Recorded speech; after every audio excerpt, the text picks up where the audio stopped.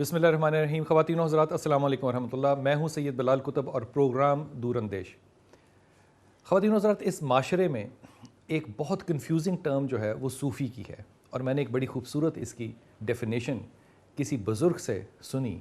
فرماتے ہیں کہ وہ شخص جو قدیم کو حادث سے جدا کر سکے, جو ماضی کے علوم پہ حاوی ہو, اپنے زمانے کے علوم پہ پہرا دے اور آنے والے علوم کے لیے اشارے چھوڑ کے جائے, وہ صوفی ہوگا. خواتین و حضرات, ایسے دور اندیش بہت کم نظر آتے ہیں. آج کے جو مہمان ہیں, میں ان کو زندگی میں پہلی دفعہ ملا ہوں. میری بڑی خواہش تھی کہ میں ان سے ملوں کبھی.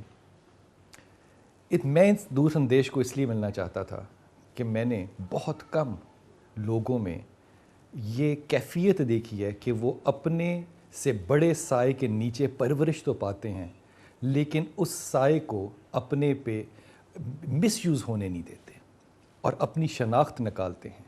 پھر جب بات کرتے ہیں تو سوائے خدا کے خوف کے اور کوئی خوف نہیں ہوتا. آئیے ملاقات کرتے ہیں آج کے ہمارے مہمان حافظ ابتسام الہی ظہیر صاحب. السلام علیکم ورحمۃ اللہ صاحب.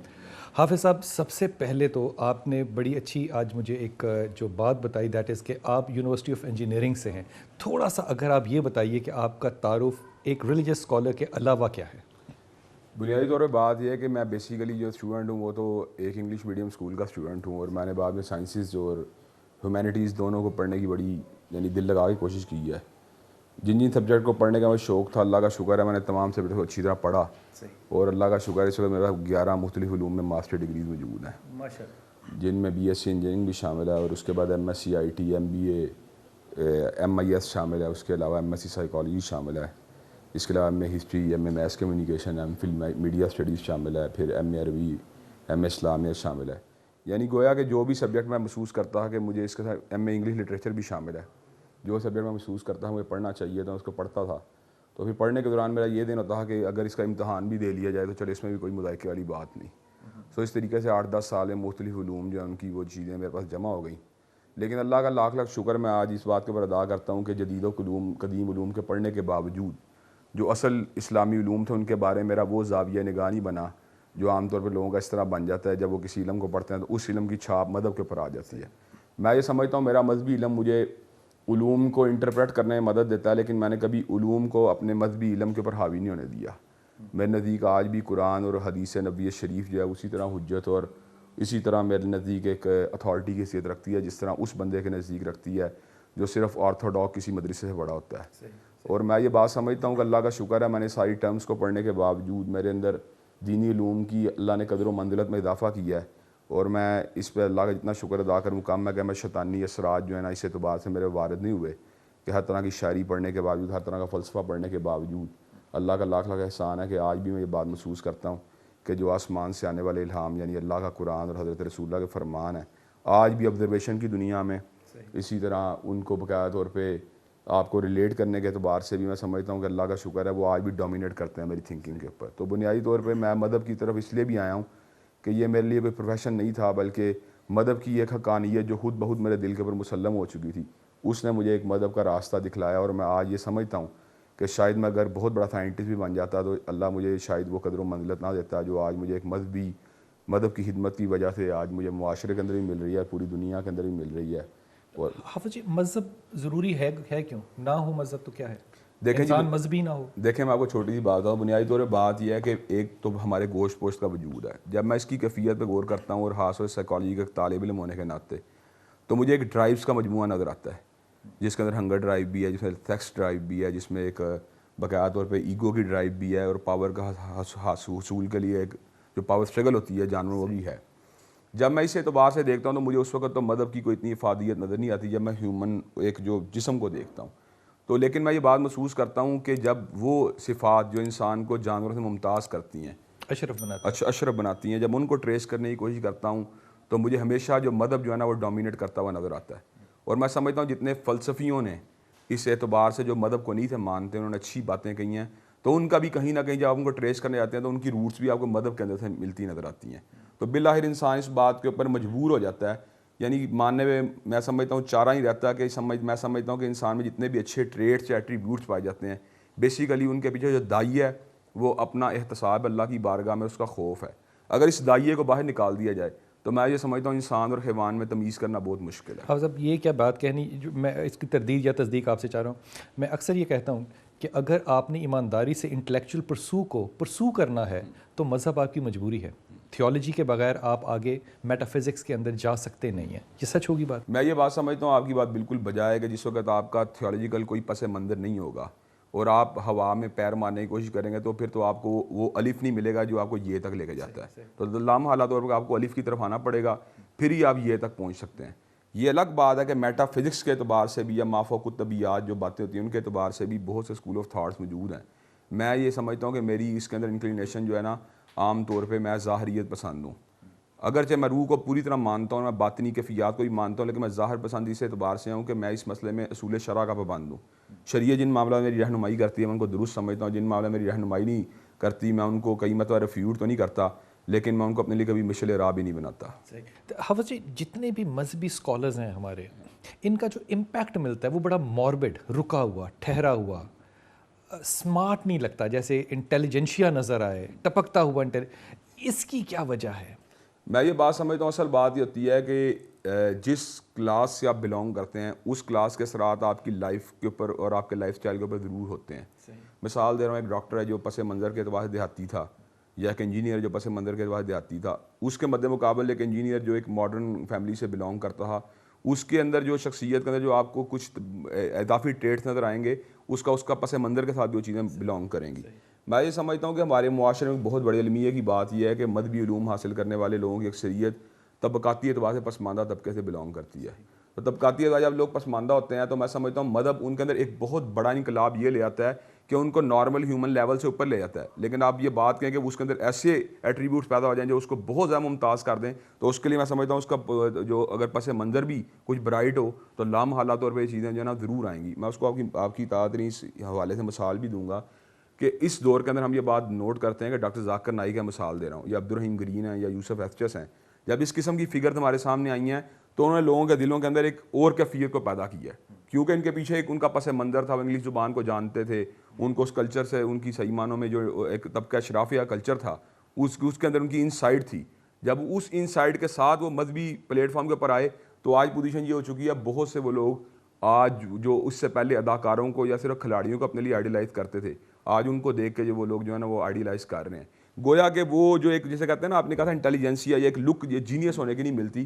میں سمجھتا ہوں ایک کمیونیکیشن کا جو گیپ تھا, جو بیریئر تھا, جس کی وجہ سے جنا ایک رکا ہوا ایک جمود تھا. لوگ کہتے ہیں یار اگر ان کے پاس جائیں گے تو پتہ نہیں یہ کیا کر لیں گے, پتہ نہیں ملا جو ہے ایک دم ہمیں پکڑ کے ذبح شاید نہیں کر دے. لیکن جس وقت اس کا ایک کنٹمپریری کئی اسکالرز کھڑے ہوئے, ان کنٹمپریری اسکالرز کی شخصیت میں ایسا چام بھی پیدا ہوا ہے کہ اب لوگ ان سے محبت بھی کر رہے ہیں, ان کو آئیڈیلائز بھی کر رہے ہیں, اور ان لوگوں کا یہ دین بھی بن گیا یار ہمارے بچوں کو بھی ان کی طرح کا ہونا چاہیے. یہ بات جو میں آپ سے ابھی کر رہا ہوں نا, یہ میں اپنے بڑے دل سے کہہ رہا ہوں آپ سے. یہ کیوں ایسا ہے کہ ویسٹ ایک سٹینڈرڈ متعین کرتا ہے؟ مثلا ویسٹ نے سٹینڈرڈ متعین کیا کہ عورت کے رائٹس کیا ہوں گے, ویسٹ نے سٹینڈرڈ متعین کیا کہ شادی کی عمر کیا ہوگی, ویسٹ سٹینڈرڈ مورل کے, سوشل سارے سٹینڈرڈ بنائے گا, اور ہم ریلیجن کو اپولوجیٹکلی جسٹیفائی کرتے رہیں گے ان سٹینڈرڈس پہ بیس. جبکہ بڑی واضح بات ہے ویسٹ اپنے سٹینڈرڈ چینج کر سکتا ہے. یہ اتنی اپولوجیٹک ٹینڈنسی جو ہمارے علماء میں ہے, اس کی وجہ آپ کیا پلیس کریں گے؟ دیکھیں میں آپ کو بتاؤں اس مسئلے میں, دیکھیں آپ نے اگر میرے کوئی ٹاک شوز دیکھے ہوں تو اس کے اندر آپ کو یہ بات نظر آئے گی میں کبھی اپولوجیٹک نہیں ہوا. اس کی وجہ آتی ہے میں سمجھتا ہوں جو لوگ اپولوجیٹک ہوتے ہیں اس کی کچھ کنسٹرینٹس ہیں, ان کے اندر سائیکلوجیکل کنسٹرینٹس مجھے نظر آتے ہیں. کہیں بہت سارے کمتری کا شکار ہوتے ہیں, کہیں ویسٹ کی جو میں سمجھتا ہوں جو مونیٹری تفوق ہے ہمارے اوپر, جو ان کا ایک ہمارے مقابلے کے اوپر ایک یا ایک جو اسلحے کا تفوق ہے ان کے اندر, یا ان کے اندر میں سمجھتا ہوں ٹیکنالوجی کے اندر جو وہ ہمارے سے آگے نکل گئے ہیں, اس چیز نے ہمیں کئی لوگوں کو اتنا احساس کمتری کے اندر مبتلا کر دیا ہے کہ جو ہماری چمکتی چیزیں ہیں, جو ہمارے کلچر کی اور ہماری سوسائٹی کے جو برائٹ آسپیکٹس ہیں وہ بھی ان کے اندر دھندلاتے ہوئے ان کو محسوس ہوتے ہیں. حالانکہ میں یہ سمجھتا ہوں کہ مونیٹری لیول کے اوپر ترقی کر جانا اگر قوموں کی زندگی کے اندر ایک بہت بڑی بات ہوتی ہے, لیکن قوموں کو صرف مونیٹری لیول کے اوپر یا ان کی اکنامک گروتھ کے ساتھ جو ہے نا جج کرنا, یہ پیرامیٹر بھی میں سمجھتا ہوں کہ اتنا اچھا پیرامیٹر نہیں. اس پیرامیٹر نے ہماری سوسائٹی کو کے اندر بھی میں سمجھتا ہوں روحانی اقدار کو مجروح کرنے میں بڑا نمایاں کردار ادا کیا ہے. اگر ہماری سوسائٹی کے اندر یہ ایک ٹینڈنسی پیدا ہو جائے کہ ہماری سوسائٹی اس بات کو فیل کرے کہ ایک اچھا انسان ہونا یا ایک اچھی سوسائٹی ہونا, یا اس میں کرائمز کا نہ ہونا, یا اس کے اندر ایک حیاداری کا ہونا, یہ بہت اچھے ٹریٹس ہیں. اگر ہم اکنامک لیول کے اوپر لوگوں سے پیچھے بھی ہیں تو کم از کم ہم ان ٹریڈس کو جو ہمارے پاس موجود ہیں ان کے اوپر تو ہمیں ایک احساس فخر ہونا چاہیے. لیکن ان پہ ہمیں پرائڈ کیوں نہیں؟ میں اس کی بات بتاتا ہوں. اس کی وجہ میں سمجھتا ہوں کیا ہے کہ ہمارے یہاں پہ جو ایک میڈیا ہے وہ جو ہمارے سامنے چیزیں پورٹرے کرتا ہے اس کے اندر ویسٹرن کلچر کی ایک اچھے اس کے نیگیٹو آسپیکٹس کو بھی پازیٹیو بنا کے ہمارے سامنے لے کے آتا ہے. میں اس مسئلے میں آپ کو چھوٹی سی بات کہوں گا کہ اگرچہ انگلش زبان سیکھنا جو ہے بہت اچھی بات ہے, میں اس کا کوئی مخالف نہیں کہ اس کو نہیں سیکھنا چاہیے, بلکہ دنیا کی دیگر زبانیں بھی سیکھنی چاہیے. لیکن انگلش زبان سیکھنے کے ساتھ بھی حضرت علامہ اقبال نے کہا تھا نا کہ کیا خبر تھی کہ چلا آئے گا الحاد بھی ساتھ, کہ یعنی کہ ایک ویلیو لیڈن بھی ہوتا ہے آپ کا علم, اس کے ساتھ کچھ ایسی چیزیں ہوتی ہیں جو اس کے اندر ایمبیڈ ہوتی ہیں, تو وہ چیزیں ہمارے کلچر میں منتقل ہوئی ہیں. میں نے اس کا کنٹراسٹ ایک جگہ دیکھا ہے, وہ عالم عرب ہے.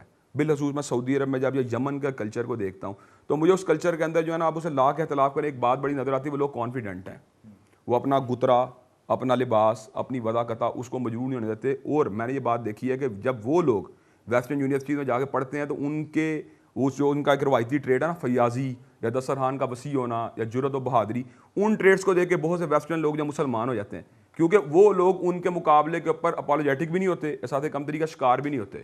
ہمارے یہاں پہ جو کئی چیزیں موجود ہیں شرم و حیا, ہم وہاں جا کے اس کو کھو دیتے ہیں. حافظ جی, یہ ذہن میں سوال نہیں آتا کہ اگر خدا آپ کی پرائورٹی ہو تو کمپلیکس ایگزسٹ کیوں کرے گا؟ ہاں یہ بات بتاتا ہوں. اصل بات کیا ہے میرے ذہن میں, پھر وہاں پہ سورہ محمد کی وہ بات آ جاتی ہے, والذین کفروا یتمتعون ویاکلون کما تاکل الانعام والنار مثوی لہم.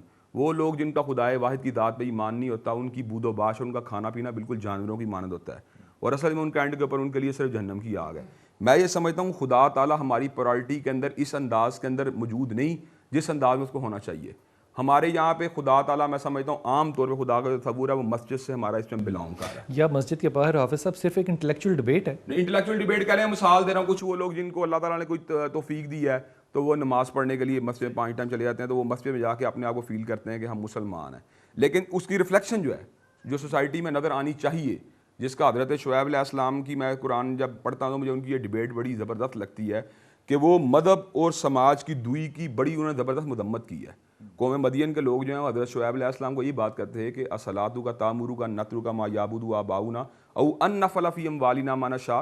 شعیب تیری نماز بڑی عجیب ہے, یہ اکنامک معاملات کے اندر کیوں مداخلت کرتی ہے, یہ کیوں ہمیں کاروبار کے اندر بددیانتی سے کیوں روکتی ہے.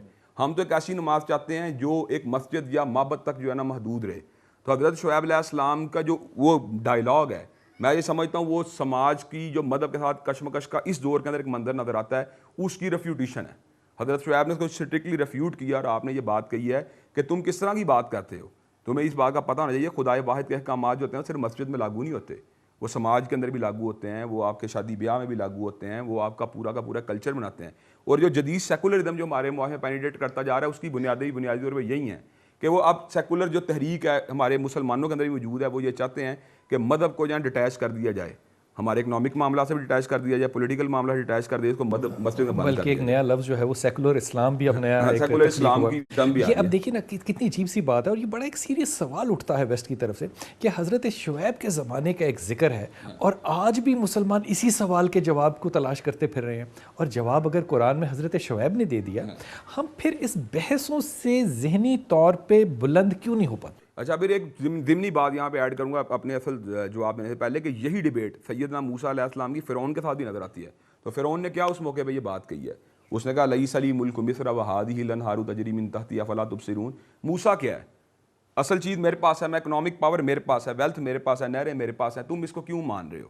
اگر یہ خدا کا رسول ہو, فلولا القی علیہ اسورۃ من ذہب او جاء معہ الملائکۃ مقترنین, تو سونے چاندی کے ڈھیر اس کے پاس ہوں, فرشتوں کی جماعتیں اس کے ساتھ ہوں, یہ کس طرح کی بات ہے؟ بحث آج بھی یہی ہے. بحث آج بھی یہی ہے. بحث یہ ہے کہ ہم مادیت کو خدا مان رہے ہیں اصل میں, اور اللہ تعالیٰ تبارک و تعالیٰ کی جو الوہیت ہے اس کو صرف آخرت کی نجات دہندگی کا ایک زاویہ سمجھنے کی وجہ قدرے مذہب کے بھی کچھ حقوق کو ادا کرنا چاہ رہے ہیں, اور ان حقوق کے اندر بھی اب ہم سرمایہ کا استعمال کرنا شروع ہو گئے ہیں کہ مولوی کو یار جا کے پیسے ادا کر دیں تو ہماری جو باقی ماندہ ڈیوٹیز جو ہے نا وہ بھی ادا ہو جائیں گی. چلے اس کارپوریٹ کلچر کو, اب فرعون کے کلچر کو اب ایک کارپوریٹ کلچر نے ریپلیس کر لیا, ریپلیسمنٹ ہو گئی, اور اس کے مد مقابل علماء کی پوزیشن آج بھی ہے, لیکن پوزیشن یہ فوٹنگ کا فرق ہے کہ موسیٰ علیہ السلام نے فوٹنگ کو نہیں چھوڑا, لیکن افسوس کی بات ہے آج کل کے علماء اس فوٹنگ کے اوپر کھڑے ہونے کی پوزیشن میں جستجو تو کر رہے ہیں, لیکن وہ ان تمام کی تمام رکاوٹوں کو صحیح معنوں میں عبور کرنے کی پوزیشن میں نہیں آ رہے, حالانکہ انہیں چاہیے تھا کہ اس کو بڑے آسان طریقے سے عبور کر جاتے. ایک کلچر جو آج کل حافظ جی پیدا ہو رہا ہے نا, اس کو آپ میڈیا کے حوالے سے ذرا تھوڑی سی توجہ کیجیے گا.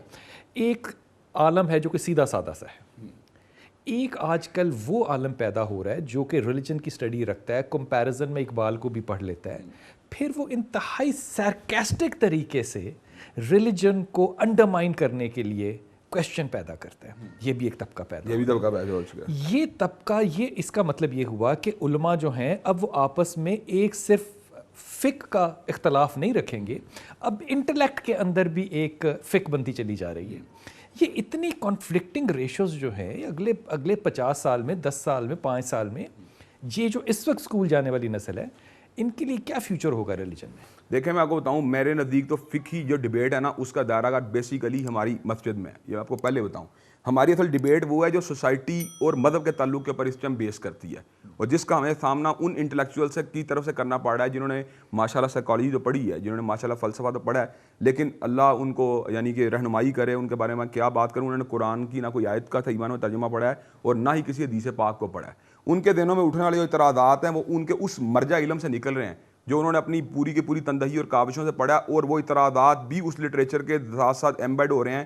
وہ اس کے مزید ہائی لیول کے اسکالر کی اسٹڈی کرنے کے بعد جن کا جواب حضرت رسول اللہ صلی اللہ علیہ وسلم جو تھے اپنے ہین حیات بھی دے چکے ہیں، اور جن کا جواب قرآن مجید بھی دے چکا ہے. یہ الگ بات ہے کہ ان اعتراضات کی جو انٹریکیٹڈ نوعیت ہے، اس نوعیت کو عام طور پہ کئی علماء اس لیے ایڈریس کرنے میں کامیاب نہیں ہو رہے کہ ان کا بہت زیادہ وقت فقہی ڈیبیٹس کے اندر گزر چکا ہے.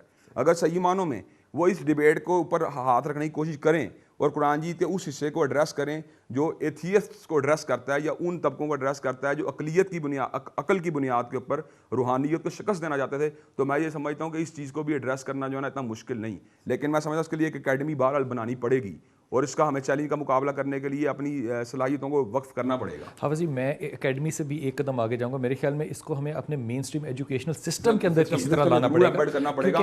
ہاں سے مدارس میں تو ضرور ایمبیڈ کرنا، کیونکہ مدارس میں تو ہماری چلتی ہے. حافظ جی، میں مدارس کے بارے میں بھی بڑا سینسٹیو ہوں. میرے خیال میں یہ وہ انسٹیٹیوشن ہے جس کو کہ ہم بہت زیادہ کیش کر سکتے تھے، اور ہم نے ان کو شاید کسی پلان کے تحت ایکچولی بیک فٹ پہ اور بیک برنر پہ اس لیے ڈال دیا کیونکہ بڑی مین سٹریم یہ فورس ہم نکال سکتے تھے، کیونکہ یہ وہ لوگ ہیں جو بنیادی طور پہ جن کے پاس کھانے کو پیسے نہ ہوں لیکن یہ تعلیم یافتہ ہو کے یہاں سے نکل سکتے ہیں. میں جس طرف آنا چاہ رہا ہوں نا دیٹ از، اب بھی بہت سے جو اعتراضات میں نے علماء کے پاس سے سنے ہیں نا، اور بڑے پڑھے لکھے علماء سے، کہ قرآن جو ہے بنیادی طور پہ وہ ٹائم بار اس پہ لگے گا. بہت سے ایسے اس کے اندر معاملات ہیں جو شاید آج ہمارے لیے ڈیکیڈنٹ ہیں. اس کا مطلب یہ ہوگا کہ قرآن ایک شاید خدا نخواستہ قیامت تک کے لیے اتنا ویلڈ نہ ہو. قرآن میں بہت سے معاملات جو ہیں وہ صرف اس وقت کے لیے تھے، اور اگر فرض کریں کہ کوئی پرنسپل جو ہے وہ اس وقت کے صحابی پہ لگ رہا ہے یا رسول پاک کے لیے کوئی انسٹرکشن ہے تو it is time barred. How will you react to that? میں یہ سمجھتا ہوں کہ اس کے اندر انہوں نے نا ایک قرآن جیت کے نزول کے جو مقاصد تھے یا تکمیل دین کا جو ایک بنیادی تقاضا تھا اس کے اوپر بہت بڑی زد پڑتی ہے. اس سے رسول اللہ صلی اللہ علیہ وسلم کی ختم نبوت کا مسئلہ میں سمجھتا مجروح ہوتا ہے، اور اس کے اوپر ایک کویسچن مارک لگ جاتا ہے. اللہ تبارک و تعالیٰ نے بات بالکل کلیئر کٹ کہی ہے کہ الیوم اکملت لکم دینکم، ہم نے دین کو جو نا مکمل کر دیا ہے. اصل میں یہ جو ایک ٹائم بارڈ ہونے کا جو ایک اسٹمپ لگتی ہے یا جو ایشو اٹھایا جاتا ہے، اس کے پیچھے ایک وہ تھیم ہے جس کو قرآن جی نے سورہ حدید میں ایڈریس کیا ہے. اللہ تبارک و تعالیٰ کہتے ہیں وَلَا يَكُونُوا كَالَّذِينَ أُوتُوا الْكِتَابَ مِن قَبْلُ فَطَالَ عَلَيْهِمُ الْأَمَدُ فَقَسَتْ قُلُوبُهُم، کہ اہل کتاب کی معنی مت ہو جانا کہ ان کے اندر ایک کیفیت یہ پیدا ہو گئی کہ جب وحی کے نزول کو ایک لمبا عرصہ بیت گیا تو انہوں نے یہ محسوس کیا کہ اب وحی ریلیونٹ نہیں رہی ہمارے معاملات کے ساتھ. اب دیکھیں نا قرآن جیت اس ایشو کو بھی ایڈریس کر رہا ہے، اور یہ بات آ رہا ہے کہ یہ ایک ایشو ہیومن سائیکی کے اندر ریز ہو سکتا ہے کہ اب وہی ریلیونٹ نہیں رہی ہماری ضروریات کے ساتھ. اس کا مطلب یہ کہ ایسی بات نہیں ہے، بلکہ اللہ تبارک و تعالیٰ جو انسانوں کے خالق ہیں انہوں نے یہ بات کہی ہے ہوا عالم بکم اذ انشاکم من الارض واذ انتم اجنۃ فی بطون امہاتکم، وہ تمہیں اس وقت سے جانتا ہے جب تمہارے خمیروں کو مٹی سے اٹھایا گیا، اور وہ تمہیں اس وقت جانتا ہے جب تم جینین کی حیثیت سے رحم مادر میں موجود تھے. تو جو خدا تعالیٰ پاس کو جانتا ہے کہ وہ فیوچر کو نہیں جانتا ہوگا، اور پھر اس نے یہ بات کیوں کی وما ہوا الا ذکر للعالمین، کہ یہ دو جہانوں کے لیے نصیحت ہے. یعنی اس کے اندر پوری کی پوری لائف نہیں، نہ صرف یہ کہ اس ٹینجیبل دنیا کے لیے یہ ہمارے کام آنے والی چیز ہے، بلکہ یہ تو عالم برزخ میں بھی ہمارے کام آنے والی چیز ہے اور عالم حشر میں بھی ہمارے کام آنے والی چیز ہے. تو جو یہ ریلیونس ٹائم کے ساتھ جو ہو گیا ہے، میں سمجھتا ہوں اس کے پیچھے اصل سائیکالوجی یہ ہے کہ چونکہ ہم قرآن جی کے قاری نہیں ہیں، چونکہ ہم قرآن کے طالب علم نہیں ہیں، اور ہمارے ذہنی اور فکر کو وہ چیزیں گورن کر رہی ہیں جو ہمیں اپنے جدید انگلش میڈیم نظام تعلیم سے حاصل ہو رہی ہیں، اس لیے ہم سیٹسفائی نہیں ہیں، کیونکہ ہمیں کئی مرتبہ مولوی سے وہ جواب نہیں میسر آ رہا جو اصل میں قرآن میں موجود ہے. حافظ جی، ایک قرآن، ایک خدا، ایک رسول صلی اللہ علیہ وسلم، حدیثوں میں بھی کوئی بہت زیادہ اختلاف نہیں ہے، فرقے اتنے سارے, یہ ایک انہیرنٹ فالٹ جو ہے یہ کیوں نظر آتا ہے؟ دیکھیں جی میں اس کی وجہ بتاتا ہوں. اس کی وجہ کیا ہے؟ اس کی وجہ یہ میں سمجھتا ہوں اس میں دو فیکٹر جو ہے نا بڑا یعنی کہ کلیدی رول پلے کر رہے ہیں. ایک فیکٹر ہے اگنورنس کا.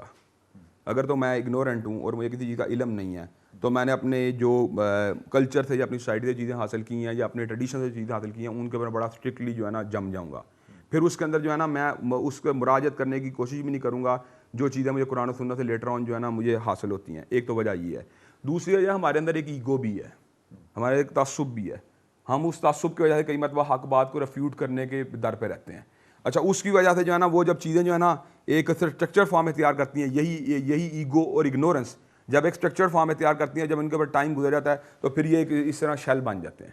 وہ شیل اس طرح انڈیپینڈنٹ ان کی ہے, پھر ایک آئیڈینٹیفیکیشن ہوتی ہے کہ ان کو عبور کرنا بڑا مسئلہ بن جاتا ہے. وگرنہ ہر مکتب فکر میں ایسے علماء موجود ہیں, میں یہ بات سمجھتا ہوں, جن کے اندر اس بات کی خدا تعالیٰ نے صلاحیت عطا فرمائی ہے کہ وہ اپنے مکتب فکر سے بالاتر ہو کے قرآن و سنت کی اصل روح کو پانے کی جستجو بھی کرتے ہیں, اور اگر وہاں سے کوئی ایسی بات ان کو میسر آ جاتی ہے جو قرآن و سنت سے ہم مانگ نہیں تو اس کو وہ ایڈریس بھی کرتے ہیں. آپ کی بات بالکل بجا. آپ کی بات کو بھی بڑا کرتا ہوں کہ فرض کیجئے کہ جو مین 4 اسکول فقہ کے ہیں, فرض کریں کہ ان ساروں کے پاس آج کا زمانہ ہو, سب کے پاس گوگل ایکسیس ہو, سب پوری کی پوری احادیث کو ایکسیس کر سکیں, پوری ٹرانسلیشنز کو ایکسیس کر سکیں, پھر شاید اتنے اختلافات نہ ہوں. ایک تو نالج گیپ ڈفرنس ہے, آبویسلی جو ان کا زمانہ ہے ان کے پاس یہ ریسورسز نہیں ہیں. دو, کیا یہ بات کہنا درست ہوگی؟ اور میں یہ بڑی شدت سے محسوس کرتا ہوں کہ بنیادی طور پہ فقہ کا ڈفرنٹ ہونا اور فرقوں کا بننا ہماری انٹلیکچوئل ایگزسٹنس کے لیے ایکچولی بہت زیادہ سپورٹیو ہوا ہے. We are engaged into a debate rather than being zombies. جس طرح کہ کیتھولکس آپ کے ساتھ بحث نہیں کریں گے, ہندو آپ کے ساتھ کبھی بحث نہیں کرے گا, کیونکہ اس کے پاس بحث کرنے کے لیے کوئی مٹیریل ہے نہیں. اب کیونکہ اس مذہب کے اندر ان بلٹ فلسفی ہے, ان بلٹ میٹافزکس ہے, آپ کم تر ایک ایوریج درجے پہ بھی رہیں گے تو آپ کا جو آرگومنٹ ہو وہ بڑا پاورفل ہوگا. فقے کو یا فرقے کو ہم نیگیٹو اپروچ میں ہمیشہ کیوں پریزنٹ کرتے ہیں؟ یہ بات بھی بڑی غلط ہے. میں تو آپ کو بتاؤں سب سے بڑی بات یہ, اس مسئلے کو میں نے ریزالو کرنے کے لیے ایک بہت عرصہ پہلے ایک تجویز دی تھی, جسے بعض حلقوں نے ناپسند بھی کیا, لیکن میں آج بھی اپنی اس بات کو بڑے یعنی جیسے کہتے ہیں نا کنونس ہوں گا, میں نے اس کو صحیح بات کی تھی. میں نے یہ کہا تھا کہ اکیڈمک ڈبیٹ کو آگے بڑھانے کے لیے سب سے پہلے ہمیں فتویٰ تکفیر کے سرکل سے باہر نکلنا چاہیے, کہ ہم پہلی بات تو ایک دوسرے کو کافر سمجھنا چھوڑ دیں, کہنا بھی چھوڑ دیں, سمجھنا بھی چھوڑ دیں. اس کے بعد یہ کہ آپ چاہے اس بات کنوینس ہوں کہ آپ کا موقع بالکل ٹھیک ہے, اس کی آپ تائید میں دلائل بھی پیش کرنا شروع کر دیں. دوسرا مکتبہ فکر بھی اس کو دلائل کو پیش کرنا شروع کر دے. ایک اکیڈمک لیول کے اوپر ہم مسائل کا یا تبادلہ خیال جو کرنا شروع کر دیں. جب ہمارا کمیونیکیشن ایکسچینج ہوگا, الٹیمیٹلی جب دو طرف سے دلائل کا تبادلہ ہوگا, تو ہو سکتا ہے کہ میں اپنے مکتبہ فکر کی کسی بات کے اوپر جمع رہوں, عین ممکن یا دوسرے مکتبہ فکر کے بعد دلائل جو مضبوط ہو یا میرے پاس مضبوط ہو, دوسرے کے پاس کمزور ہو سکتا ہے ہم جمع رہیں اپنے ٹریڈیشن کی وجہ سے بھی. لیکن جو آپ کے سامنے بیٹھا ہوا ناظر ہے یا سامع ہے, میں سمجھتا ہوں وہ چیزوں کو ریلیٹ کرنے کے اندر بڑا ایزیلی کامیاب ہو جائے گا. لیکن کب ہوگا؟ جب اسے یہ پتہ ہوگا کہ یار یہ ایک دوسرے کافر نہیں قرار دے رہے, بلکہ یہ دو اسلامک اسکول آف تھاٹس ہیں اور یہ آپس کے اندر ڈیبیٹ کر رہے ہیں. اس سے معاشرے کا تعصب بھی ختم ہوگا اور ایک علم کا بھی میں سمجھتا ہوں ٹریولنگ کا موقع ملے گا. یہ بھی بڑا نیچرل ہے کہ کسی بھی بڑی آئیڈیالوجی, کسی بھی بڑی فلسفی, کسی بھی بڑی تھیولوجی کے نیچے کئی اسکول آف تھاٹس بننے ہی چاہیے. یہ اٹس نتھنگ بٹ نیچرل. چھوٹی بات ہوں, سب سے بڑی بات کیا ہوتی ہے کہ کئی مرتبہ یہ ہوتا ہے کہ آپ کو چیزوں کو جو ڈیڈیوس کرنے کے اندر ہی دو بندوں کی اپروچ فرق ہوگی, وزڈم ڈفرنٹ ہوگی. جب ڈیڈکشن کا عام طور پہ تو کئی مرتبہ یہ ہوتا ہے کہ مرجع علم میں بھی کبھی کبھی اختلاف آ رہا ہوتا ہے. مثال دینا, ایک بندہ جو ہے, میں مثال میں کوئی حدیث کوڈ کر رہا ہوں تو اس کے مقابلے ایک بندہ کول کوڈ کر رہا ہے, یا میں کول کوڈ کر رہا ہوں اس کے مقابلے دوسرا بندہ حدیث کوڈ کر رہا ہے. اب یہاں پہ تو میں سمجھتا ہوں کہ میرے کول والی بات یا اس کے کول والی بات جو ہے نا اتنا معنی نہیں رکھتی, لیکن ہو سکتا ہے کہ ایک حدیث سے جو اخذ کرنے کی صلاحیت ہے اس کے نتیجے میں مجھے جو بات سمجھ آ رہی ہے ہو سکتا ہے اس کو سمجھ نہ آ رہی ہو. تو یہ جو مائنر ڈفرینس ہے نا, میں سمجھتا ہوں یہ انٹلیکٹ کا جو اختلاف کیا پیدا ہوتا ہے, اس کے نتیجے میں اگر دو رائے کئی مرتبہ ایک ہی مکتبہ فکر کے علماء بھی پیدا ہو جاتی ہیں, تو اس میں کوئی مذاکرہ نہیں. بلکہ مجھے اگر میں یہ راوی صحیح کہہ رہا ہوں کہ حضرت عبداللہ بن مسعود نے شاید جو آیت تھی قرآن کی فتح مکہ پہ, فتح مبین پہ, اس کی جو روایت اور اس کی جو ٹرانسلیشن کی تھی وہ رسول پاک صلی اللہ علیہ وسلم کی زندگی کے ساتھ کی تھی. فتح مبین جو ہے یہ رسول پاک صلی اللہ علیہ وسلم کی زندگی سے رادر دین کے فتح مکہ سے مبین. تو یہ جو پیرلل وزڈم کا ڈفرنس ہے میرے خیال میں تو بڑا ہی ہیلدی ہے, جس کو کہ ہم شاید پتہ نہیں کس کے پریشر کے تحت ہم اس کو بڑا منفی طریقے سے اصل بات یہ ہے کہ اس کے اندر جس وقت ایک ایگو کا ایک پیچھے وہ لگتا ہے, یعنی چکا چلتا ہے, ایگو کا چکا چلتا ہے, جس کے نتیجے کے اندر مجھے اپنی رائے کی ریفیوٹیشن کے ساتھ اپنی انسلٹ کی ایک فیلنگ ہوتی ہے, یا اپنا مکتب فکر ڈگمگاتا ہوا نظر آتا ہے تو اس کے بعد میں پھر اٹیک کرنا شروع کرتا ہوں دوسرے بندے کے اوپر. تو میں یہ سمجھتا ہوں کہ یہ ایک چیز جو ہے نا مناسب نہیں. ہمیں اکیڈیمک لیول کے اوپر انٹریکٹ کرنا چاہیے, تبادلہ خیال کرنا چاہیے, اپنی آراء کو دینا چاہیے, دوسرے کی رائے کو سننا چاہیے, فیصلہ ناظرین کے اوپر چھوڑ دینا چاہیے, ایویڈنسز کو بھی لے کے آنا چاہیے. اور میں کہتا ہوں اس کے اندر بڑے بڑے نامینل مسائل بھی ڈسکس کرنے میں کباہت نہیں ہے, اور پوری ایمانداری سے, پوری ایمانداری, بڑے بڑے نامینل مسائل ڈسکس کرنے میں کباہت نہیں ہے. اچھا حافظ جی, حدیث قدسی کہ خدا کہتا ہے کہ اخلاص, اور اخلاص میں سب سے زیادہ اچھی چیز جو ہے وہ لوگوں کو کھانا کھلانا. یہ وہ امت ہے رسول پاک صلی اللہ علیہ وسلم کی جن کا کہ لیڈرشپ اور آئیکن جو ہے وہ رسول پاک صلی اللہ علیہ وسلم ہے. جو تھیولوجی آ رہی ہے وہ اللہ کی دی ہوئی ہے, جو کلام آپ کے پاس ہے وہ کلام خدا ہے, اور آپ کے اوپر لیبل لگ جائے انٹالرنٹ ہونے کا, یہ ایک بڑی انٹلیکچوئل انسلٹ لگتی ہے مجھے. کون سی انٹالرنس ہے اور کیوں انٹالرنس ہے علماء کے اندر یا لوگوں کے اندر؟ یہ لیبل ہے یا جینونلی ہے کہیں؟ میں دیکھیں اس میں تھوڑی سی بات ہوں, اس کے اندر میں کچھ سمجھتا ہوں کچھ ایسے لوگ ہوتے ہیں جو بچپن سے بھی جن کے اندر یعنی جسے کہتے ہیں شدت پسندی پائی جاتی ہے. جب وہ کسی فیلڈ میں آتے ہیں تو وہ اس فیلڈ میں شدت پسند ہوتے ہیں, آپ کہتے ہیں یار فلاں دفتر کا جو مینیجر یا باس ہے وہ بڑا یار شدت پسند آدمی ہے, وسیلہ ہے. وہ کہتے ہیں یار میرا افسر جو ہے نا وہ بڑا ریلیف دینے والا ہے. پھر آپ کہیں کہتے ہیں یار میرا افسر جو ہے نا وہ یار بڑا ایزی گوئنگ ہے. پھر آپ کہتے ہیں یار میرا افسر جو ہے نا یار وہ تو میرے چاہے شادی ہو یا موت ہو وہ بات نہیں آتا. کچھ رویے میں کہا شخصی بھی ہو جاتے ہیں, شخصی بھی ہو جاتے ہیں. ان شخصی رویوں کے کبھی کبھی یوں محسوس ہوتا ہے, مثال دے رہا ہوں کہ یار یہ بندے جو ہے نا یہ صحیح نہیں. جب وہ بندے اس کو ریپرزینٹ کر رہے ہوتے ہیں کسی پرٹیکولر اسکول آف تھاٹ کو, جب ایک بندہ مثال دے رہا ہوں ایک معاشی طور پر بیک گراؤنڈ سے آ رہا ہے, وہ جس وقت کسی جگہ بیٹھے گا تو آٹومیٹیکلی طور پہ وہ اگر وہ ریئیکٹ کرتا ہے کسی چیز کے اوپر اس کا ایٹیٹیوڈ اور ہوگا. لیکن مثال دینا ایک بندہ ہے وہ سائڈ ٹریول بھی کرتا ہے, پھرتا پھراتا بھی ہے, لوگوں کی باتیں سنتا بھی ہے, اپنی سناتا بھی ہے, تو اس کو چیزوں کو ایڈریس کرنے کا جو صلاحیت ہے وہ طرح کی اس میں ڈیولپ ہوتی ہے. آپ کی بات بالکل صحیح ہے. اس کی مثال میں اگر آپ کو دوں کہ ڈاکٹر اسرار صاحب کو میں بڑے زمانے سے جانتا ہوں, میں ان کے اندر انتہائی شفیق باپ دیکھتا تھا ہمیشہ, انتہائی شفقت, لیکن جو لوگوں کے اوپر امیج تھا وہ بڑا وسیلہ تھا. اور جب ان سے جا کے اعتراض کرتے تو وہ کہتے تھے میں غلط کو غلط اور صحیح کو صحیح کہوں گا, کسی کی دل جوئی کے لیے میں الٹا نہیں کر سکتا. یہ تو ایک چھوٹی سی بات ہوں, یہ تو ایک دائی کی ذمہ داری بھی ہے کہ اگر وہ کسی چیز کو حق سمجھتا ہے اس کو حق کے اندر لچک نہیں پیدا کرنی چاہیے کہ لوگوں کو راضی کرنے کے لیے, نہ ہی اگر وہ کوئی لچکدار چیز ہے تو اس کو شدت پسندی کے ساتھ بھی پیش کرنا چاہیے. دین کی ریلیف بھی لوگوں کو بتانی چاہیے اور دین کی جو سختی ہیں وہ بھی لوگوں تک کنوے کرنی چاہیے. اس مسئلے میں تو کمپرومائز کا میں قائل نہیں ہوں. میں تو اس رویے کی بات کر رہا ہوں انٹالرنس کا, جس رویے میں آپ شدت پسندی کا مظاہرہ کرتے ہیں, اگلے کو گالی دیتے ہیں, اگلے کو سنپ کرتے ہیں. میں سمجھتا ہوں وہ جو رویہ ہوتا ہے نا اس کے اندر کچھ نہ کچھ باتیں شخصی بھی ہوتی ہیں. ٹھیک. اچھا حافظ جی, بڑی امپورٹنٹ بات, درجات جو خدا نے قائم کیے ہر علم والے پہ ایک علم والے کو رکھا ہے. اب علم کا درجہ وہ شروع اقرا ہو رہا ہے. اب اس میسج کو لے کے جب یہ امت آگے بڑھتی ہے تو سب سے پیچھے رہ جاتی ہے. کسی کی ذمہ داری تو ہوگی, اگر اسلام آباد کی ذمہ داری نہیں ہے تو میری آپ کی ذمہ داری تو ہوگی کہ علم کو ایک انسٹیٹیوشن کے طور پہ سپریڈ کیا جائے, صرف دعوے کے طور پہ نہیں, مین اسٹریم کے اندر. ہم اس میں بھی ناکام رہے. اس کی بنیادی وجہ یہ ہے کہ میں سب سے بڑی بتاؤں, علم جب پروان چڑھتا ہے نا اس کے پیچھے ایک بات ضرور ہوتی ہے, R&D کا بجٹ اس کے پیچھے ضرور ہوتا ہے. آپ چاہے اس کو جتنا مرضی ریفیوٹ کریں, لیکن جب ریسرچ اینڈ ڈیولپمنٹ کا بجٹ نہیں ہوگا, جب کامیاب لائبریریاں نہیں بنیں گی, جب پڑھنے والوں کو فیسیلیٹیٹ نہیں کیا جائے گا, جب ان کو اسکالرشپ نہیں ملیں گے, جب ان کو چکن کی بجائے دال دلیا کھلایا جائے گا, جب ان کو اچھے کھانے کی بجائے باسی روٹی کھلائی جائے گی, تو پھر آپ ان سے یہ توقع کریں کہ وہ اس لیول کے انٹلیکچوئل جو ہے نا کریکٹر کو ریفلیکٹ کریں, تو میں سمجھتا ہوں بہت مشکل ہے. تو R&D کا اگر بجٹ ہو جس طرح کہ سعودی عرب میں موجود ہے, وہ چھوٹی بتاؤں تو ان کی یونیورسٹیوں سے اسکالرز پیدا ہوتے ہیں, اور بڑی پبلیکیشن بھی ہیں, مصر کے اندر موجود ہیں, جس طرح کی چیزیں. حتیٰ کہ آپ یہ چھوٹی سی بات ہے, ایک عام پادری کی تنخواہ جو ہوتی ہے کتنے ہزاروں پاؤنڈ ہوتی ہے, جب وہ کسی یونیورسٹی کے ایک ٹیچنگ اسٹاف کے ساتھ یہاں لنک ہوتا ہے, تو یہاں ایک مولوی کی تنخواہ 2000 روپیہ ہو اور وہ بیچارہ دن رات جو پیسا ہوا ہو اور اس کے بچوں کا دودھ اور پانی کا خرچہ بھی نہ چل رہا ہو, پھر آپ کے اس لیول کا انٹلیکچوئل جو ہے اس کا بڑی جاتی ہے, بہت جاتی ہے. ہمارے محلے میں بلکہ ابھی گفتگو ہو رہی تھی مولوی صاحب کے اوپر, تو مجھے پہلی دفعہ پتہ چلا کہ ان کی تنخواہ جو ہے وہ 2500 روپیہ ہے. 5 نمازیں ہیں, جنازے ہیں, لوگوں کے کانوں میں جا کے اذانیں دینے ہیں. میں نے ان سے درخواست کی کہ آپ ان کا صرف نام پوچھیں اور ان کو رکھ لیں, ان کا تو سرٹیفکیٹ دیکھنا بھی جائز نہیں ہے.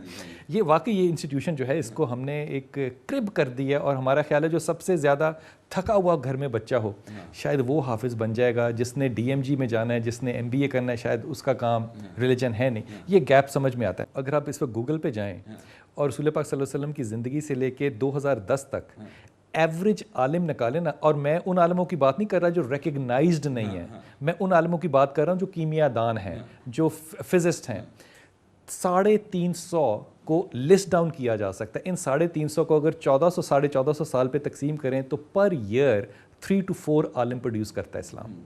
which is not a bad thing actually. بالکل صحیح بات ہے. لیکن اس کے باوجود ایک کمپلیکس جو ہے وہ ہماری زندگیوں سے نکلتا نہیں ہے جسٹیفیکیشن. میں آپ کو چھوٹی ایک اور بھی بات ہوں, اس سے قطع نظر آپ صرف تھیولوجی پہ آ جائیں, صرف مذہب کے اوپر آ جائیں, تو مذہب کے اوپر بھی آپ یہ ایمانداری کی بات ہے کہ حضرت امام مالک رحمۃ اللہ علیہ, حضرت امام شافعی رحمۃ اللہ علیہ, حضرت احمد ابن حنبل رحمۃ اللہ علیہ, حضرت امام ابو حنیفہ رحمۃ اللہ علیہ, حضرت ابن تیمیہ رحمۃ اللہ علیہ, حضرت امام مدعی رحمۃ اللہ علیہ, حضرت ابن قیم رحمۃ اللہ علیہ, حضرت ابن کثیر رحمۃ اللہ علیہ, یہ اس قدر بڑی, حضرت امام بخاری رحمۃ اللہ علیہ, حضرت امام مسلم رحمۃ اللہ علیہ, حضرت امام ترمذی, حضرت امام نسائی رحمۃ اللہ علیہ, یہ اتنی بڑی شخصیات ہیں کہ جو کسی امت کے اندر شاید وہ ایک پال پیش کر سکتے ہیں. یعنی اپنی پوری امت میں کرسچینٹی جس نے عیسائیوں کو مسخ کیا تھا, لیکن جس کی بنیاد پہ عیسائیت آگے بڑھی ہے, یا پیٹر کو پیش کر سکتے ہیں یا پال کو پیش کر سکتے ہیں, تو یہ شخصیات پیٹر اور پال کو جو ہے نا کاٹتی نظر آتی ہیں. صحابہ کرام کے بعد کی جنریشن کی بات کر رہا ہوں, صحابہ کرام کی تو پوزیشن ہی ہو رہا ہے نا, جنہوں نے ہمارا ایک پولیٹیکل ایڈمنسٹریشن کو ڈیولپ کیا, پھر فتوحات ہوئیں جن میں حضرت ابوبکر, حضرت عمر, عثمان, علی کے نام بالکل سر فہرست ہیں. میں تو ان ہستیوں کی بات کر رہا ہوں جنہوں نے لیٹر آن مذہب کو کنٹریبیوٹ کیا. بر صغیر میں دیکھیں شاہ ولی اللہ رحمۃ اللہ علیہ, شاہ رفیع الدین رحمۃ اللہ علیہ, اس کے بعد شاہ عبد القادر رحمۃ اللہ علیہ. اس طرح آپ وہاں پہ چلے جائیں, سعودی عرب کی طرف چلے جائیں تو حضرت امام شوکانی رحمۃ اللہ علیہ, پھر مادی کریم میں شیخ ناصر البانی رحمۃ اللہ علیہ, شیخ بن باز رحمۃ اللہ علیہ. یعنی ایک ایک ہستی جو ہے پورے انسٹیٹیوٹ کی حیثیت رکھتی ہے.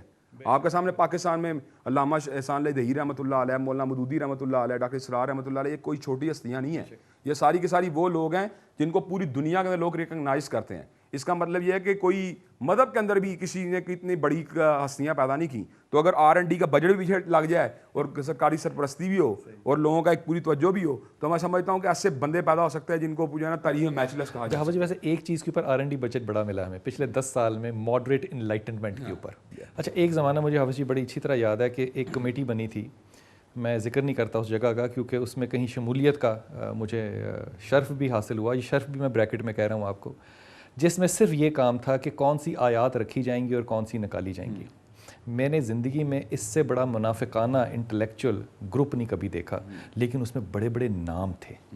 حافظ جی, ہم کریکٹرڈ لوگ عالم اتنے ویک فٹ پہ کیوں ہمارے کھیلتے رہے؟ دیکھیں جی, بنیادی طور پہ بات یہ ہے کہ جس وقت مجھے عہدے کی بس لگ جائے گی, جس وقت مجھے پیسے کی بس لگ جائے گی, اور اس کے بدلے میں ٹریڈ کرنا پڑے گا اپنے علم کو, اس کے بدلے میں ٹریڈ کرنا پڑے گا اپنے ضمیر کو, تو پھر فیصلہ میری کورٹ میں ہے کہ میں نے اللہ تعالیٰ کی بارگاہ میں سرور ہونا ہے یا میں نے مادی دنیا کی. اگر میں اس مادیات کو دیکھ کے اس وقت یہ فیصلہ نہیں کر سکا کہ میری پرائورٹی چینج ہو گئی, تو پھر اس شخص کو کیا عالم کہنا بھی ٹھیک ہوگا؟ نہیں, اس بندہ کون عالم کہے گا جس کی جو ہے تمام کے تمام جو مبلغ علم ہے یا علم کے حصول کا جو مقصد دنیا داری ہے. میں سمجھتا ہوں علم کے حصول کا سب سے بڑا مقصد جو ہے, پہلی تو بات آخرت ہونی چاہیے, دوسری بات یہ ہے لوگوں کو صحیح خبر کو کنوے کرنا, اس کا ٹارگیٹ عالم کا ہونا چاہیے. اگر وہ صحیح خبر کنوے نہیں کرتا, پریشر کو قبول کرتا ہے, حق بات کہنے سے کتراتا ہے, تو میں سمجھتا ہوں چاہے اس کا سینے میں علم کا سمندر بھی موجود ہو, میں تو اس کو عالم کہنے کے لیے تیار ہوں. اچھا حافظ جی, ایک اور میں کلیئرٹی آپ سے کہوں, عام طور پہ انجینئرز کو, ڈاکٹرز کو, ہر جگہ پہ ہم ایک سبجیکٹ پڑھائیں گے کہ اسلامیات ہے. بہت بڑا اختلاف یہ آتا ہے کہ جناب میں کیوں پڑھوں یہ اسلامیات, کیا یہ ٹھیک ہوگا کرنا؟ یہ میرا دانش یہ کہتا ہے کہ یہ ممکن ہے بالکل, کہ اگر میں نے آرکیٹیکچر پڑھنا ہے تو میں جب اسلام کو پڑھوں گا تو میں اسلام کو آرکیٹیکچر کے حوالے سے بالکل پڑھ سکتا ہوں, میں اس کو طب کے حوالے سے پڑھ سکتا ہوں, میں اس کو کیمیا کے حوالے سے پڑھ سکتا ہوں. ہم ایسا کیوں نہیں کرتے کہ جب مین سٹریم کے اندر ہم اپنے دین کو لے کر جاتے ہیں تو ہم اس کو وہاں پہ فائن ٹیون کریں اور ان کے ماحول میں ایڈجسٹ کریں؟ یہی وہ کریکٹر ہے کہ جو رسول پاک صلی اللہ علیہ وسلم نے مکہ میں کیا, اپنے آپ کو آ کے وہاں پہ جمایا with a process of time. اور 10 سال کی وہ جو تبلیغ ہے وہ صرف ایک ہی ہے کہ شرک نہیں کرنا. بالکل بالکل. یہ کنوینئنس, انٹلیکچوئل کنوینئنس ہمارے ہاں علماء کے اندر سلیبس بنانے میں کیوں رائج نہیں ہو سکی؟ 70 سال ہو گئے ہمیں. دیکھیں جی, بنیادی طور پہ بات یہ ہے کہ وہ پھر اب بات آگے اینڈ پہ جا پہنچتی ہے کہ اس کے لیے ریسرچرز چاہیے, اس کے لیے ایک باقاعدہ کمیٹیز چاہیے, اس کے لیے ان علوم کے ماہروں کا اور علماء کا ایک بورڈ ہونا چاہیے جو ان چیزوں کا میں نظر ہوں. مثال دے رہا ہوں, آرکیٹیکچر کے اعتبار سے ترکی میں مسجدیں موجود ہیں, بادشاہی مسجد موجود ہے, شاہی قلعہ موجود ہے. اگر ہم اسی آرکیٹیکچر کو, تاج محل موجود ہے, اسی آرکیٹیکچر کو جو ہماری ہسٹری میں ایمبیڈ ہے, اس کو ہم آرکیٹیکچر کی اسٹڈی میں مسلمانوں کا یہ کردار تھا اور جو انہوں نے ڈیولپمنٹس کی اور جو ان کا ایک اوور ویلمنگ ایک جو تھا اس میں, یعنی انہوں نے اپنا کارکردگی کا مظاہرہ کیا, اگر اس کو اس میں ڈیوس کر دیں تو آرکیٹیکچر کا سبجیکٹ کتنا. اس بات کو نہ صرف آدھا کریں, میں اس بات کو ایک اور طرف لے کے جاتا ہوں. جو حسن جمال پہ, فلسفی آف ایستھیٹکس کے اوپر میں نے ڈاکٹر نصیر احمد ناصر سے زیادہ بڑا کوئی ابھی تک رائٹر نہیں دیکھا. بلکہ اگر آپ ویسٹ میں جائیں تو آپ کو فلسفی آف ایستھیٹکس کے اوپر بہت کم ملے گا, جبکہ ڈاکٹر صاحب کا انسائکلوپیڈیا جو ہے، لیکن اس کو ہم نہیں پڑھیں گے. میں کہتا ہوں کہ ان چیزوں کے اندر ہم اگر مین سٹریم میں نہ رہیں، ہم اس کی فلسفی اور میٹا فزکس کے اندر بھی جا سکتے ہیں، جس کے اندر آبویسلی بقول آپ کی کہ ہمارا R&D نہیں ہے. میں بڑی ہی ایمانداری سے آپ سے آخری سوال کرنا چاہتا ہوں، اور میری یہ بڑی خواہش ہوگی کہ اس پہ آپ کی رائے جو ہو وہ بالکل صاف ہو اور دو ٹوک ہو. جو مدارس ہیں ہم نے ان کو خوار کر دیا. اتنا خوبصورت انسٹیٹیوشن جو کہ لنگر پرووائڈ کرتا تھا، ہم نے اسے ذلیل کر دیا، اپنے معاشرے میں ڈیکیڈنٹ کر دیا. اب نیچی نظروں سے لوگ اس کو دیکھنے لگ گئے. یہ وہی انسٹیٹیوشن تھا جو آرفنیج کا ایکچولی ابھی بھی ہے. ہم اس کو مین سٹریم میں نہیں لا پائے، یہ فیلئر ہے. اس پہ کوئی کوشچن تو نہیں ہے کوشچن اس پہ یہ فیلئر ہے ہمارا؟ نہیں، فیلئر نہیں ہے اس میں کچھ پروپیگنڈا بھی شامل ہے. اس میں کچھ پروپیگنڈا بھی شامل ہے، کچھ دہشت گردی کے خلاف جو نام نہاد جنگ کا پاکستان کے اندر داخل ہونا بھی شامل ہے. میں سمجھتا ہوں کہ اس کے پیچھے ایک جو فلسفی شامل ہے. ایک بات طے شدہ بات ہے، مدرسے کا طالب علم جو ہوتا ہے بنیادی طور کلچرلی وہ ان لوگوں سے فرق ہوتا ہے جو ڈومیسٹک زندگی گزار رہے ہوتے ہیں. کلچرلی وہ ویسٹ کی ڈومینیشن اس طرح قبول نہیں کرتا، یا اس کی سنکرونائزیشن اس طرح کی نہیں ہوتی جس طرح ایک لوکل بندے کی ہوتی ہے. حافظ جی، یہ بات پی ایم اکیڈمی پہ بھی لگتی ہے، یہ کسی ایسے انسٹیٹیوشن پہ لگتی ہے جو ان ہاؤس ہے. ہاں، جو ان ہاؤس ہے. اچھا، الٹیمیٹلی بات ہے چونکہ آپ کی جو اسٹیبلشمنٹ ہوتی ہے جب وہ اس بات کو ڈیسائیڈ کر لیتی ہے کہ اس نے ہم آہنگ ہونا ہے ان کے یعنی کلچر کے ساتھ یا ان کی روایات کے ساتھ، تو الٹیمیٹلی وہ جو ریوولٹ کرتے ہیں، وہ لوگ جو بغاوت کرتے ہیں، تو ان کے خلاف پھر ڈسیمینیٹ ہوتا ہے، پروپیگنڈا مہم چلتی ہے. جو پروپیگنڈا مہم چلتی ہے تو ان کے اچھے ٹریڈس بھی دہشت گردی میں گھس جاتے ہیں. حالانکہ آپ کو چھوٹی سی بات ہوں، مدرسے کے طالب علم ناسلا چلانا جانتے ہوتے ہیں عام طور پہ جو عام وہاں پہ آتے ہیں، نہ ہی ان کو شوٹنگ کرنا آتی ہوتی ہے. مدرسے کے طالب علم کو آپ پورے علاقوں میں سروے کر رہے ہیں، سب سے شریف بندہ جو ہوتا ہے نا مدرسے کا پڑھا ہوا حافظ قرآن ہوتا ہے، لیکن وہ دہشت گرد بھی ہے، وہ بدماش بھی ہے، وہ ڈکیت بھی ہے، وہ چور بھی ہے. یہ سارے کے سارے جو ٹریڈس آئے ہیں اس کے اندر جو پیدا کیے گئے ہیں، میں سمجھتا ہوں اس کے پروپیگنڈا بہت بڑا پروپیگنڈا. حافظ جی، ایک آخر میں مشورہ دیں، یہ مدارس کیا کریں مین سٹریم میں آنے کے لیے؟ دیکھیں جی، بنیادی طور پر یہ سمجھتا ہوں کہ مدارس کے جو بورڈ ہیں، جو مدارس چلانے والے بورڈ ہیں، ان کو چاہیے تھوڑا بہت جو ہے نا HEC کے لیول تک اٹھنے کی کوشش کریں. پڑھائیں وہ کورسز جو اسلامیات ایم اے کے مثال چاہے پنجاب یونیورسٹی سے پڑھائیں، وہ مدرسے پنجاب یونیورسٹی سے ایم اے کروائیں، لیکن ایکسٹینسو اسٹڈی وہ خود کروائیں. جب وہ ایکسٹینسو اسٹڈی کرائیں گے الٹیمیٹلی ان کی اسٹڈی ظاہر ہے ان لوگوں سے زیادہ ہوگی جو پنجاب یونیورسٹی کے ریگولر اسٹوڈنٹس ہیں. جب ان کے رزلٹس آئیں گے اچھے، ایک ہی ادارہ ان کے ٹیسٹ لینے والا ہوگا، تو آٹومیٹکلی طور مدارس جو ہے نا اوپر اٹھنا شروع ہو جائیں گے. میں سمجھتا ہوں مدارس ان کورسز کے ساتھ اپنے آپ کو سنکرونائز کریں جو ہماری یونیورسٹیز پڑھا رہی ہیں، اور یونیورسٹیز کے ساتھ افیلیٹ ہوں اور کٹھے پیپر دیں، اور اس کے بعد جو ہے نا ان کے اندر کمپیٹ کریں تاکہ اسٹوڈنٹ گروم بھی کر سکیں اور معاملات آگے بڑھ سکیں. مدارس سے بھی نکل کے لوگ سول سروسز میں. اب جی بہت شکریہ. It is a pleasure, it's an honour meeting you. خواتین حضرات، کیسر روم نے ایک جاسوس بھیجا خالد بن ولید کی فوج میں کہ خالد بن ولید جو ہے وہ اس طرح جیتتا کیوں چلا جا رہا ہے. وہ جاسوس ایک عرب کرسچن تھا، وہ وہاں پہ رہا اور واپس جا کے اس نے کیسر روم کو ایک خط لکھا.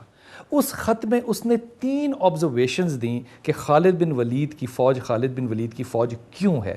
اس میں پہلی شکایت یہ تھی کہ رات کو یہ لوگ راغب ہوتے ہیں، جس طرح عبادت کرتے ہیں یوں لگتا ہے جیسے انہوں نے صبح نہیں دیکھنی.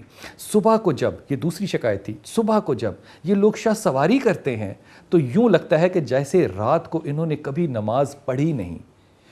تیسری بات، یہ لوگ اپنے بادشاہ کے بیٹے کو بھی اگر چوری کرتے ہوئے پکڑ لیں تو یہ اس کے بھی ہاتھ کاٹ دیتے ہیں. ان 3 شکایتوں کے اوپر مسلمان جو تھے وہ خالد بن ولید کے احواری تھے. انشاءاللہ اگلے ہفتے ملاقات ہوگی. السلام علیکم ورحمۃ اللہ وبرکاتہ.